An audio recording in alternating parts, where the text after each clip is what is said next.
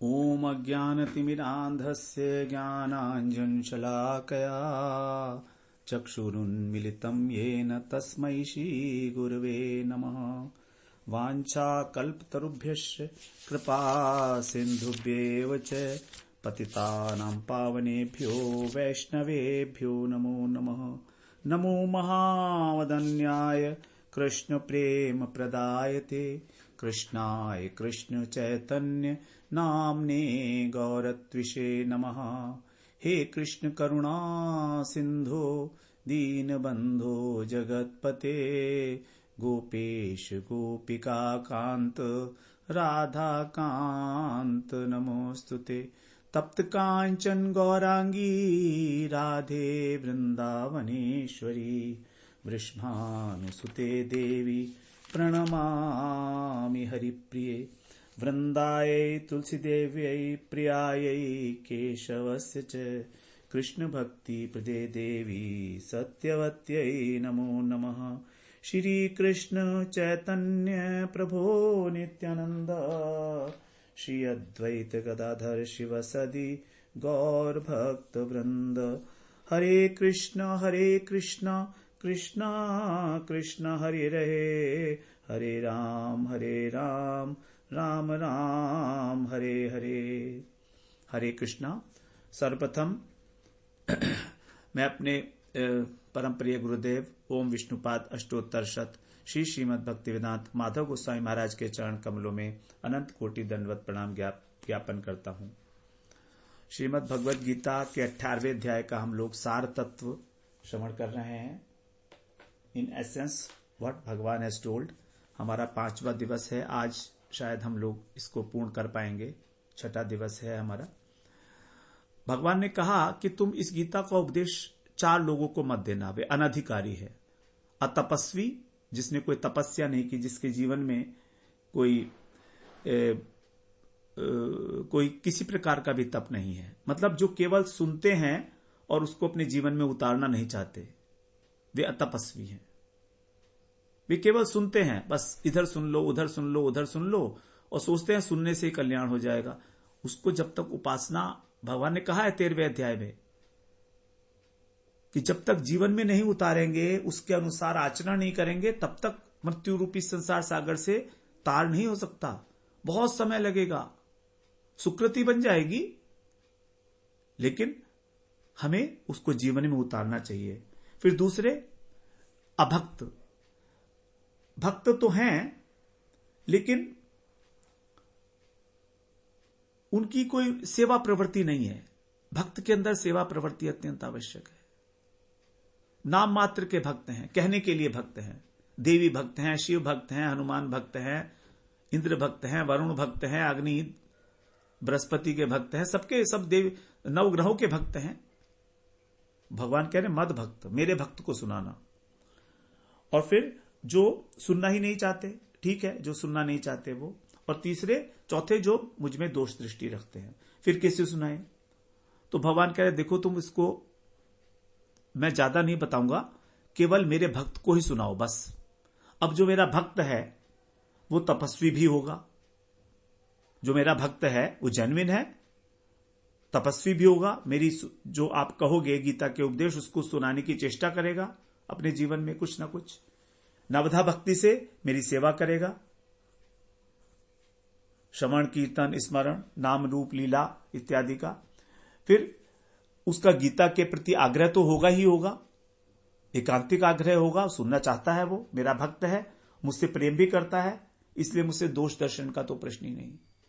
तो जो 4 अनधिकारी की जो भी बातें थी और 3 अन्य बातें, वो मेरे भक्त के अंदर नहीं ही होंगी, इसलिए वो बिल्कुल सेफ है।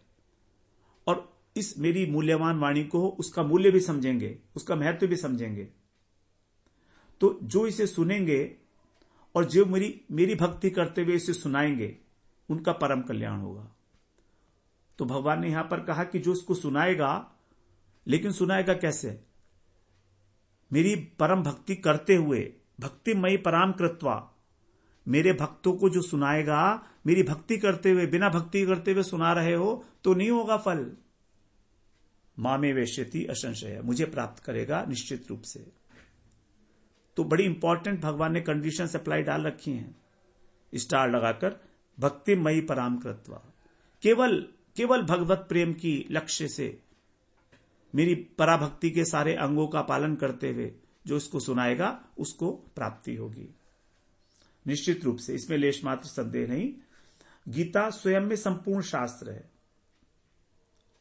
इसलिए भगवान कह रहे हैं इसके पाठ से, इसके अध्ययन से ज्ञान यज्ञ का अनुष्ठान हो गया। यज्ञ पुरुष भगवान है, यज्ञो वै सह, यज्ञ पुरुष भगवान है, उन्हीं की वास्तव में यज्ञ के द्वारा हम भगवान की ही पूजा करते हैं देवी देवताओं के माध्यम से। तो यहां पर तो कह रहे हैं भगवान कि ज्ञान यज्ञ के द्वारा मैं पूजित हो जाऊंगा जब वो इसे पढ़ेंगे, पाठ करेंगे। तो पाठ करना गीता का बड़ा इंपॉर्टेंट है। हम लोगों ने पाठ किया था इसका कार्तिक के महीने में, 6 अध्याय का हम प्रतिदिन पाठ करते थे। तो इस प्रकार से हमारी 10 प्रकार की आवृत्ति हुई गीता की। जिन लोगों ने किया उनको ऑडियो रिकॉर्डिंग भेजी गई थी कार्तिक के मास में। पाठ करने का आप देखिएगा कितना आपको मिलेगा, लाभ मिलेगा, वो लाभ स्पष्ट दिखाई देगा। ये मैंने अनुभव है मेरा ये, क्योंकि मैंने एक बार जब मैं यहां नहीं भी आया था गौड़ीय संप्रदाय में, मुझे कुछ भी नहीं मालूम था, तब किसी वैष्णव के कहने पर मैंने 1 महीने तक कार्तिक में गीता का पाठ किया था। और मैं पूरी गीता का पाठ एक दिन में एक बार करता था, 2 समय में करता था, सुबह और शाम को मिलाकर। तो 30 दिन तक मैंने इसका संस्कृत में पाठ किया पूरा। और आज मैं आपके सामने बोलने के लायक थोड़ा बहुत हो गया हूं। मुझे समझ में नहीं पता नहीं है मुझे कि आपको कितना ठीक लग रहा है मेरा इस प्रकार से बोलना, लेकिन कोई अतिशयोक्ति नहीं है इसमें बिल्कुल किसी प्रकार की। तो भगवान कह रहे हैं मेरे ज्ञान यज्ञ के द्वारा मैं अनुष्ठित हो जाऊंगा, ऐसा मैं मान लूंगा। और मैंने कहा भी है कि ज्ञान यज्ञ तो सबसे बड़ा है। पहले भगवान 4 अध्याय में जब 12 प्रधान यज्ञों की बात की थी तो वहां पर कहा था ज्ञान यज्ञ सबसे उच्च है, द्रव्यमय यज्ञ से ज्ञान यज्ञ श्रेष्ठ है। श्रेयान द्रव्यमयात यज्ञात ज्ञान यज्ञ परंतप, द्रव्यमय यज्ञ की अपेक्षा ज्ञान यज्ञ अत्यंत श्रेष्ठ है, इसी से मैं पूजित हो जाऊंगा। ज्ञान यज्ञेन तेन अहम इष्ट।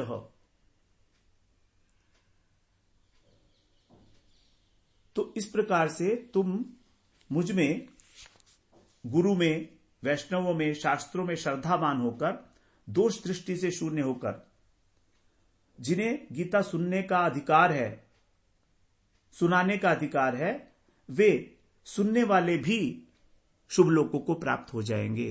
इस श्लोक की हम लोगों ने बड़ी व्याख्या की थी, उसका रेफरेंस दिया था 13वें अध्याय से भी, कि ये भगवान पहले भी कहा है इस प्रकार की बात, और यहां पर उसको दोबारा से पुष्टि कर रहे हैं। केवल सुनने मात्र से श्रद्धावान अनसूयश्च, दोष दृष्टि रहित और पूर्ण श्रद्धा सहित, लेकिन साथ में उपासना करनी होगी। सोपि मुक्त है शुभान लोकान प्राप्नुयात पुण्य कर्मणाम, उनको भी पुण्य कर्म जो करने वाले हैं उनको जिस लोक की प्राप्ति होती है, शुभ लोकों की, उसको भी ये प्राप्ति होगी। जो सुनता है केवल श्रद्धा पूर्वक और आचरण करना चाहता है। यहां पर श्रद्धा के तारतम्य से स्वर्ग लोक से लेकर और भगवान के धाम तक की प्राप्ति हो सकती है, क्योंकि धाम की प्राप्ति में जो मूल है वो है श्रद्धा। और श्रद्धा किस प्रकार की है, तो स्वर्ग लोक से लेके, क्योंकि स्वर्ग लोक की महिमा भगवान ने नहीं गाई है यहां कहीं भी। तो शुभ लोक का अर्थ यहां पर केवल स्वर्ग नहीं मान सकते हम, तो उसकी भक्ति के अनुसार उसको शुभ लोक से, स्वर्ग से लेकर और परम धाम तक की प्राप्ति हो सकती है। जहां महापुरुषों की गति है वहां से, तो श्रद्धा के तारतम्य से उस धाम की प्राप्ति है। और इस रहस्यमय शास्त्र को जो अमृत के समान है, जो मेरे भक्तों में वितरण करता है, वो मेरा सर्वाधिक प्रियजन है, क्योंकि वो मेरा सबसे प्रिय कार्य करने वाला है, सबसे प्रियकृतम है होने के कारण वो मेरा अत्यंत प्रिय है। उसके बराबर, उसकी अपेक्षा और अधिक प्रिय नहीं हो सकता भविष्य में भी। भविता न च मे तस्मादन्य प्रियतरो भुवि। इस ब्रह्मांड, इस पृथ्वी लोक पर, क्योंकि पृथ्वी लोक पर ही गीता श्रवण का हमें अवसर मिलता है, सौभाग्य मिलता है। तो अब अर्जुन से कहते हैं भगवान कि मैं तेरे को सब बातें बता दिया, किसे सुनाना किसे नहीं सुनाना, श्रवण का फल। अब तुझसे एक बात पूछना चाहता हूं, स्पष्ट बताना, कहीं पर भी कोई दुराव छपाव मत रखना, क्योंकि ये अंतिम प्रश्न है मेरा तुझसे। भगवान ने तो पहले ही प्रश्न पूछा, अंतिम नहीं है। जैसे एक टीचर पूरा ज्ञान देकर स्टूडेंट को जानना चाहता है, भाई वो कहां, वेयर इज स्टैंडिंग, क्या समझा। हम लोग के एग्जाम्स होते हैं ना, एक साल पढ़ाई करके फिर एक साल में एग्जाम देते हैं। तुमने मेरी वाणी को एकाग्र चित्त से सुना? क्या तुम्हारा अज्ञान जनित मोह नष्ट हो गया? कच्चित अज्ञान सब मोह है प्रनष्टस्ते धनंजय। अच्छी प्रकार से प्रनष्टस्ते, तुम्हारा मोह जो अज्ञान से उत्पन्न हुआ था, क्या अच्छी प्रकार से नष्ट हुआ कि नहीं? मुझे विश्वास है यदि तुमने एकाग्रता से सुना तो जरूर हुआ होगा, और अगर नहीं सुना तो मुझे बिल्कुल बता दो, फ्रैंकली बता दो। देखिए भगवान का प्रेम, यदि नहीं सुना है, ध्यान नहीं रहा, जानबूझ के नहीं, कभी कभी होता है ना हमारा मन इधर उधर चला गया, हम नहीं ध्यान दे पाए उस बात के, तो नहीं सुना है तो मुझे स्पष्ट बताओ।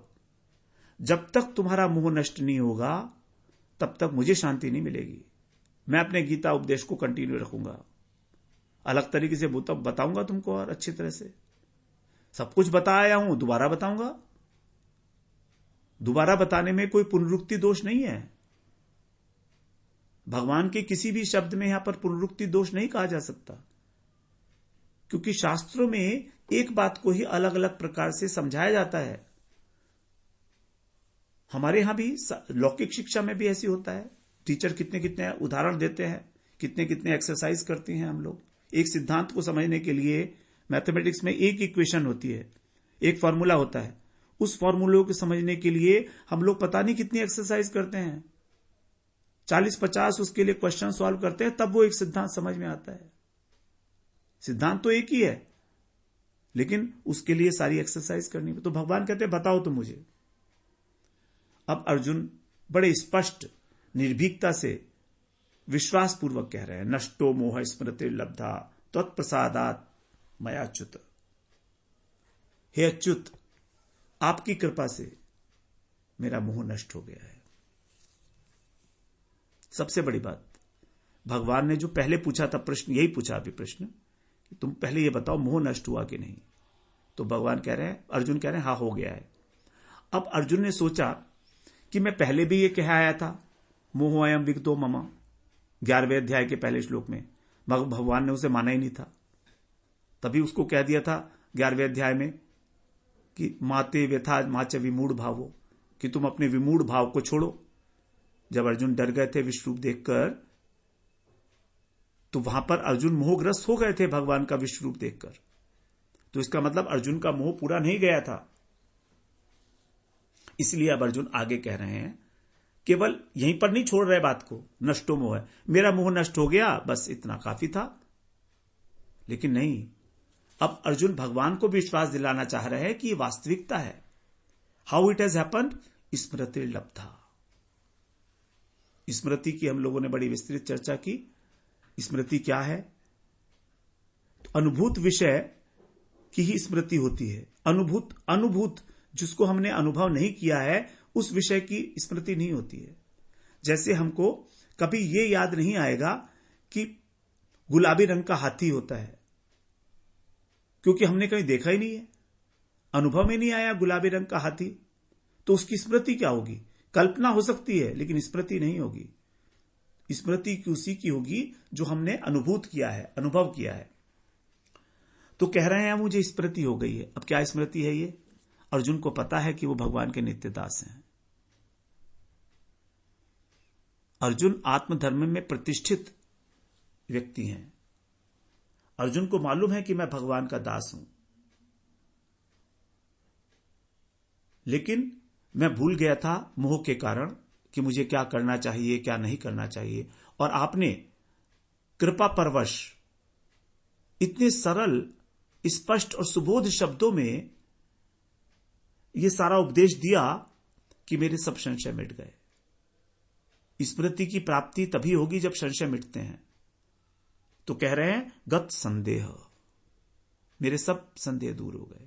मेरे मन में बहुत बहुत सारी विचार थी कि मैं युद्ध करूं नहीं करूं, सब लोग मर जाएंगे, तो स्त्रियां जो हैं विधवा हो जाएंगी, वर्ण संकर होंगे, हमारा पतन हो जाएगा, पितरों को श्राद्ध कौन करेगा उनका, मुझको राज्य चाहिए नहीं, जिसके लिए चाहिए वो लोग तो सामने खड़े हैं, क्या करूं, किसकी आज्ञा का पालन करूं, कैसे मारूं गुरुओं को,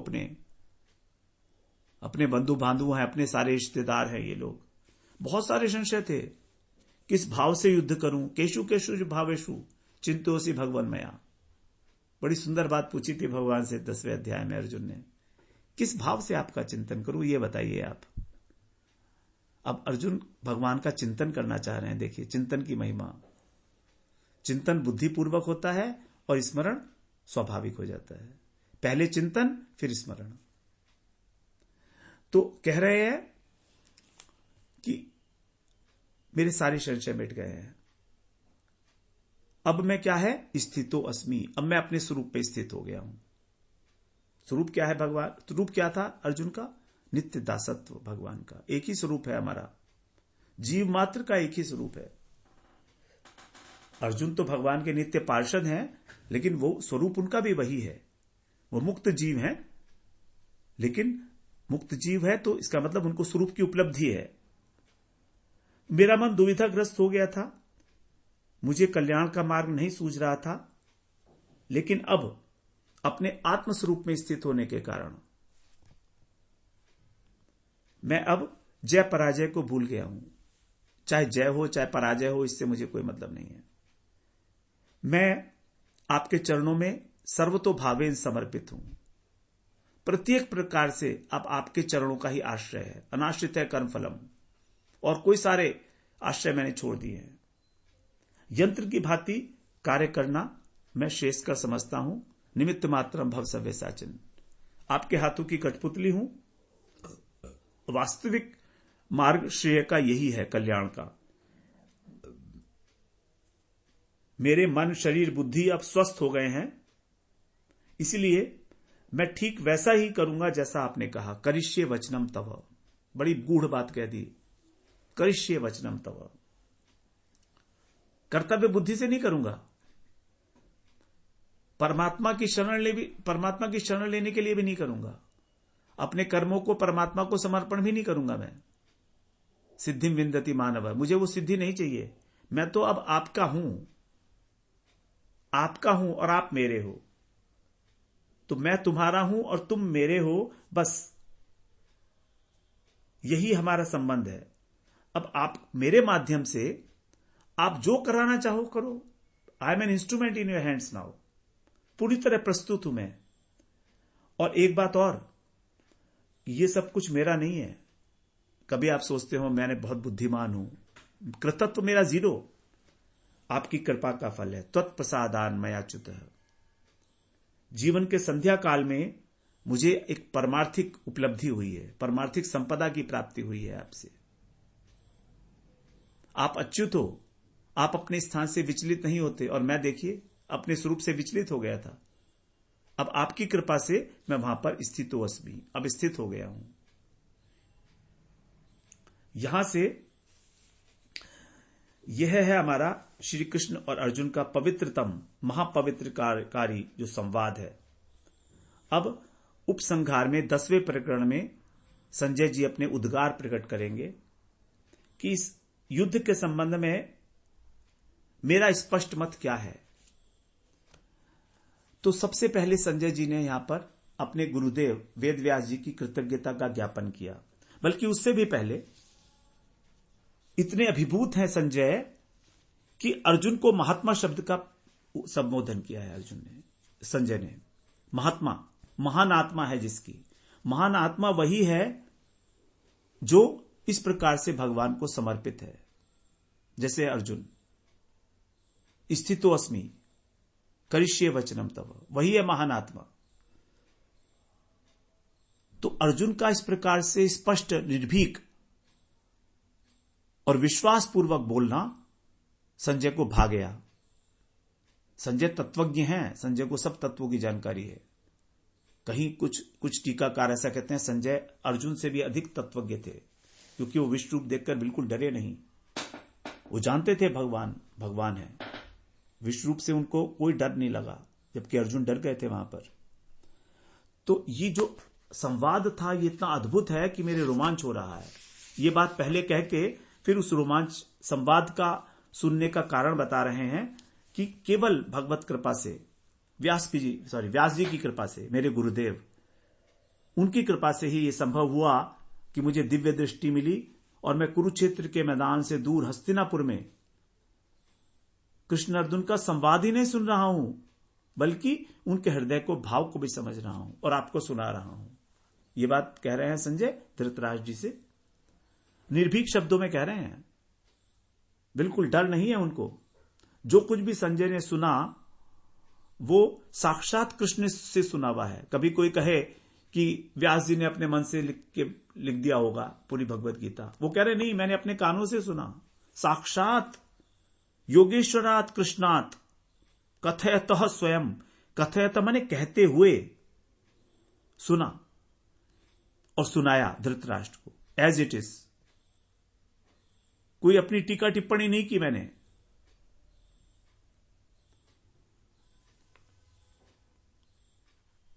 अब अर्जुन जो वो संजय के स्मृति पटल पे, वो स्मृति याद है, अभी भी बिल्कुल जीवंत है। जो जो उसका स्मरण हो रहा है उनका अंदर रोमांच और हर्ष की अनुभूति हो रही है। हृदय उनका जो है संवरण नहीं कर पा रहा है उस आनंद को, इसीलिए आनंद बार बार हृदय से बाहर छलक रहा है। महान आश्चर्य है, सारी देह रोमांचित है उनकी। भगवान का अद्भुत संवाद और अत्यंत अद्भुत विराट रूप, दो बातें हैं।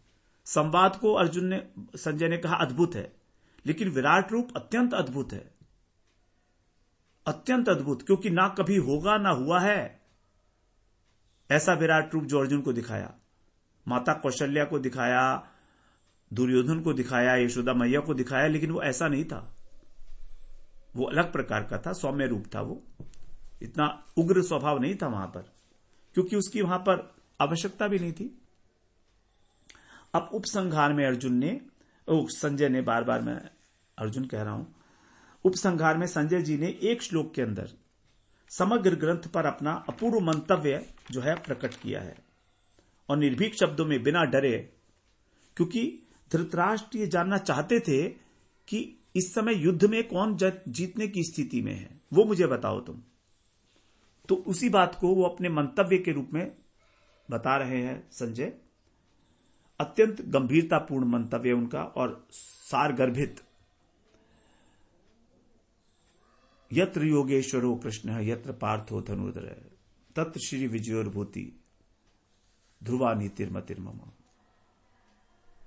कृष्ण तो योगेश्वर हैं ही, लेकिन अर्जुन जो है उनका उत्तर इतना स्पष्ट था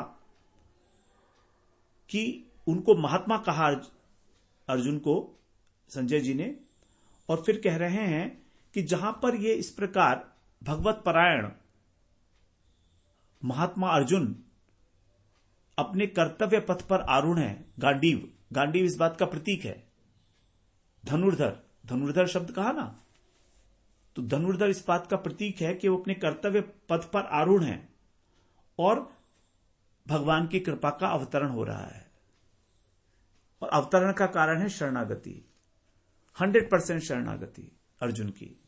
तो जहां पर प्रयास है, साधन है, और जहां पर कृपा है, जहां पर क्रिया है और कृपा है, तो दोनों एक क्रिया और कृपा रेल की दो पटरियों की भांति हैं। साथ साथ हमें प्रत्येक कार्य में, प्रत्येक क्रिया में भगवान की कृपा का अनुभव करना है। तब प्राप्ति बताई अर्जुन ने और संजय ने, 4 चीजों की सिद्धि है: श्री, विजय, विभूति और अटल नीति। इन 4 शब्दों के माध्यम से उन्होंने 4 पुरुषार्थ निरूपित किए: धर्म, अर्थ, काम, मोक्ष। तो यहां पर जो मोक्ष है उसको वैष्णव आचार्यों ने परम पुरुषार्थ अर्थात प्रेम के रूप में ग्रहण किया है। जो यथार्थी है सब प्रकार से, क्योंकि यहां पर प्रेम लक्षणा भक्ति की चर्चा की गई है, पराभक्ति की चर्चा है, तो वास्तव में तो प्रेम ही मोक्ष है। जो सांसारिक बंधन को प्राप्त छोड़ के मुक्ति मिलती है, सायुज्य मुक्ति जो है, वो तो उसको मोक्ष क्या कहें। सायुज्य मुक्ति कह दिया गया है उसको, लेकिन वो मोक्ष है ही नहीं। उसमें तो अपने स्वरूप की प्राप्ति नहीं है, स्वरूप का ही लोप हो जाता है। आनंद अंश की तो उपलब्धि ही नहीं है सायुज्य मुक्ति में, केवल ज्ञान है। ब्रह्म केवल ज्ञान स्वरूप है, तो ज्ञानमय है वो वाला लोक जो मुक्ति लोक है। वहां आनंद अंश की उपलब्धि कैसे होगी? सेवा सुख ही नहीं है, सेवक सेव भाव ही नहीं है। अब अपने परम मंतव्य का संजय ने अपना परम मंतव्य बताया, और फिर वो कह रहे हैं मतिर्मम, ये मेरा मत है। अपने को एक तुच्छ बुद्धि मान रहे हैं वो, तुच्छ मनुष्य। मेरी बुद्धि क्षुद्र है, इस बुद्धि से जो मेरी बुद्धि में आया उसी को मैंने अपने मत में प्रकट कर दिया, और जो कुछ भी कहा है वो अपनी बुद्धि के बल पर नहीं, गुरुदेव की कृपा से हुआ है, व्यासदेव जी की कृपा से हुआ है। तो ये पवित्र संवाद सुन के जैसे विचारों का, भावों का मुझ में उद्भव हुआ, मैंने निष्कपट रूप से धृतराष्ट्र जी को निवेदन किया, व्यक्त कर दिया उसको। ये संजय जी का जो मंतव्य है हमारे लिए सब प्रकार से अतुलनीय है। अनेक टीकाकारों ने इसकी अनेक प्रकार से टीकाएं की हैं। एक श्लोक को ही पूरे शास्त्रों का सार बता दिया गया है अलग अलग प्रकार से। तो संजय जी के द्वारा इस प्रकार इस संवाद का ज्यों की त्यों कह देना और उनका अत्यंत सारगर्भित मंतव्य हमारे जीवन में भी इस परमार्थ के पथ पर चलने में हमारे लिए प्रेरणा का स्रोत रहे। श्री गुरुदेव श्री राधा विनोद बिहारी जी के चरणों में इसी प्रार्थना के साथ हम लोग 18वें अध्याय को दंडवत प्रणाम करते हैं, गीता माता को दंडवत प्रणाम करते हैं, साष्टांग दंडवत प्रणाम करते हैं। हमारे जीवन में पथ प्रदर्शिका के रूप में हमें अपनी गोद में स्थान देकर हमारा परमार्थिक पोषण करें। भगवत गीता हमारे जीवन के प्रत्येक स्तर पर, प्रत्येक स्थान के ऊपर जो भी हम करते हैं, जो भी हम सोचते हैं, जैसे भी हम हैं, सब प्रकार से हमको हमारे जीवन को गीतामय कर दें। गीता ही हमारे जीवन के प्रत्येक क्रियाकलाप के अंदर उसकी ही ध्वनि आए, उसका ही अनुभव हो, उसकी सौगंध हमारे जीवन में फैल जाए। तो इस प्रकार से श्री गुरुदेव की कृपा से, अहेतुक कृपा से उन्होंने ही इस कार्य के लिए मुझे चुना, और उन्हीं की आज्ञा से उन्हीं के शब्दों को कहने का मैं प्रयास कर पाया। अपनी इस तुच्छ बुद्धि के द्वारा जो थोड़ी बहुत दी थी वो भी उन्हीं को समर्पित है, क्योंकि किसी भी प्रकार से मुझ जैसे एक विषयी और साधारण जीव के लिए इस प्रकार का एक प्रयास करना एक बहुत बड़ी बात थी, एक बहुत बड़ा चैलेंज था। लेकिन देखिए किस प्रकार से हम इतनी बड़ी यात्रा पूरी कराए, गुरुदेव की ही एक कृपा है इसमें, और कुछ भी नहीं है। भगवान की कृपा जो हमें गुरुदेव के माध्यम से मिलती है, यही कृपा हमें ये सब करा पाई कि हम बिना एक भी दिन छोड़े और इस भगवत गीता का जो है अध्ययन करते रहे, और गीता हमेशा हमारे जीवन में रहे। इसी प्रकार से हम गीता का अध्ययन करते रहें। इस प्रकार से चरणों में विनती करते हुए भगवत गीता के हम लोग फिर एक बार गीता का जो तृतीय अष्टक जो हमने श्रवण किया, ये 13वें अध्याय से लेकर 18वें अध्याय का, इसका भी जो सार तत्व है वो हम कल से श्रवण करेंगे। जैसे हमने प्रथम षष्टक कर्मयोग उसका सार श्रवण किया, दूसरे षष्टक का भी श्रवण किया, और तीसरे षष्टक का भी हम अब कल से श्रवण करेंगे। उसमें हम 18वें अध्याय का जो सार है बहुत ही संक्षेप रखेंगे, क्योंकि हम इसको ही 6 दिनों से श्रवण करते चले आ रहे हैं, तो बहुत छोटे में उसको कवर करेंगे केवल, लेकिन कुछ पहले अध्यायों का जिससे हमें दोबारा से संज्ञान में हो, हमारे ध्यान में आ जाए, तो तृतीय षष्ठक का सार हम लोग कल श्रवण करते हैं। और आप सब लोगों ने इतने समय तक साथ दिया है 18वें अध्याय तक, यहां तक श्रवण करने के लिए आपका मैं बहुत हृदय से आभारी हूं। वांछा कल्पतरुभ्यश्च कृपा सिंधुभ्यैव च पतितानां पावनेभ्यो वैष्णवेभ्यो नमो नमः।